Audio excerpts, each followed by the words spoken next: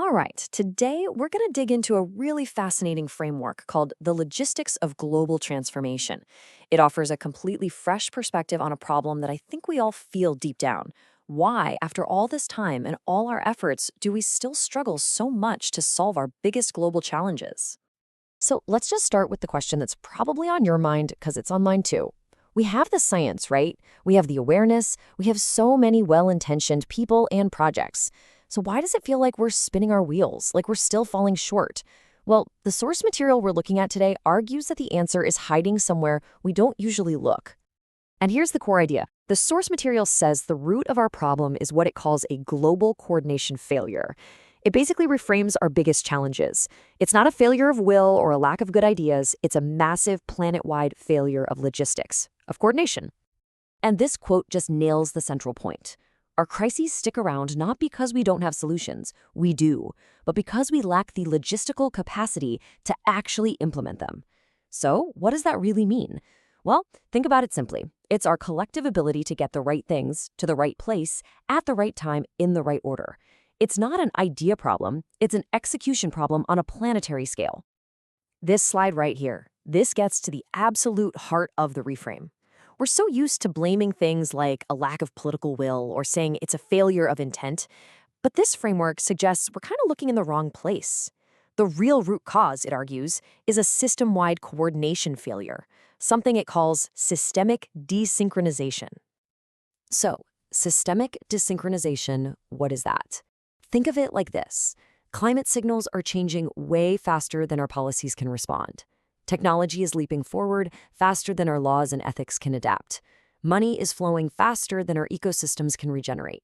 See, all the different parts of the system are out of sync, creating a massive breakdown in timing and sequencing. That is the polycrisis. Okay, so if that's the problem, what's the solution? This is where it gets really interesting. The source proposes this powerful idea it calls transformational logistics, and it has two parts that absolutely depend on each other. On one side, you've got the scientific, systems-based logistics, and on the other, you have the relational, human logistics. The key takeaway? Neither one of these can possibly succeed without the other. So, let's break that down, okay? Let's start with pillar one, scientific logistics. This is the technical, the data-driven, the nuts and bolts side of the equation. This is what the paper calls the head of the solution. It's the hard, technical work of getting all the flows lined up, making sure resources, decisions, information, and even labor are all moving in the same direction at the right time to get to a shared goal. Now, in practice, what does this look like? Well, it's about the real mechanics of change. First, you have to map the whole system to even see how it all connects. Then, you have to coordinate all these different flows. And we're not just talking about physical stuff, but information and institutional power too. It's about meticulously sequencing actions so they build on each other, and designing governance, not as some political game, but as a super efficient decision-making machine with tight feedback loops so you can adapt on the fly. And the speed here is absolutely critical. Any system that's going to work has to move through this entire cycle, from seeing a signal to making an adjustment, faster than the problem it's trying to solve. Think about it. If there are long delays anywhere in this chain, the whole system will fail, no matter how good everyone's intentions are. But look, a perfectly designed system, a perfect head, is only half the story. And that brings us to pillar two, which, you could argue, is even more important: relational logistics. This pillar is all about the human stuff. It's the incredibly hard, messy, and essential work of building and coordinating things like radical trust, real commitment, and a sense of shared purpose that allows people to consciously collaborate even when they have deep, deep differences. This is the heart. The argument here is that all of our technical problems are actually rooted in a much deeper crisis of relationships. The broken relationship between us and the planet, between institutions and citizens, and frankly, between each other. If we don't fix these relational breakdowns, no amount of technical planning is ever going to work.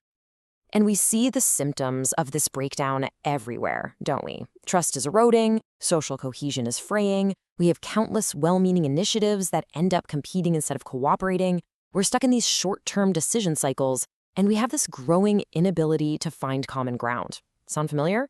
These aren't just social issues. The framework says they are logistical failures. So this brings us to the most crucial point of this entire framework: integrating the head and the heart. These two pillars, they are not optional extras for each other. They must be intentionally and skillfully woven together. Because think about what happens when you have the head without the heart. You get purely scientific logistics, but with no foundation of trust or shared purpose. And what does that become? An extractive, coercive system. It's efficiency without a soul. It's a race to the bottom that can actually do immense harm.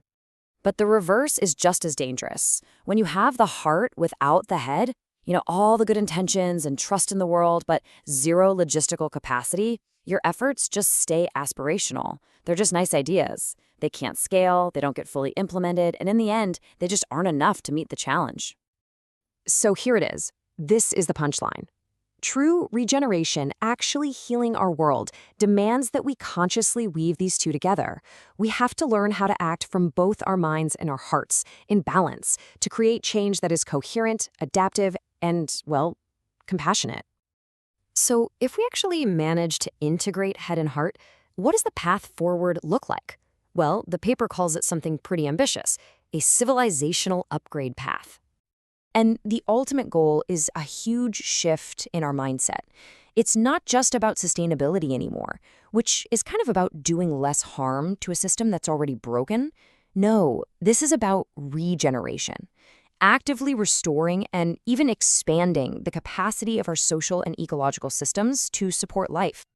To make this happen, the paper suggests we need some kind of global coordination platform. Now, it's really, really clear on this point. This is not a top-down centralized control system. Don't think Big Brother. Instead, think of it more like a scaffold, a support system that helps pull together information and enables all the different players, governments, communities, organizations, to transform themselves in a coherent way. And this quote just brings it all home, doesn't it? Our defining challenge isn't some big mystery. We basically know what needs to change.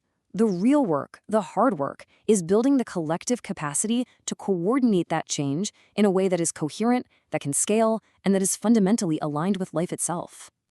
What this framework really offers is a vision for a new path forward. It's a way to move from the fragmented, competitive, and isolated efforts we see today toward a future that's defined by coherence, by regeneration, and by real, powerful synergy. Which leaves us with the big question, the one that really matters. Now that we can see the problem as one of logistics, of coordinating both our head and our heart, the challenge is crystal clear. Can we actually do it? Can we build the systems, the platforms, the collaborative infrastructure we need for a truly regenerative future?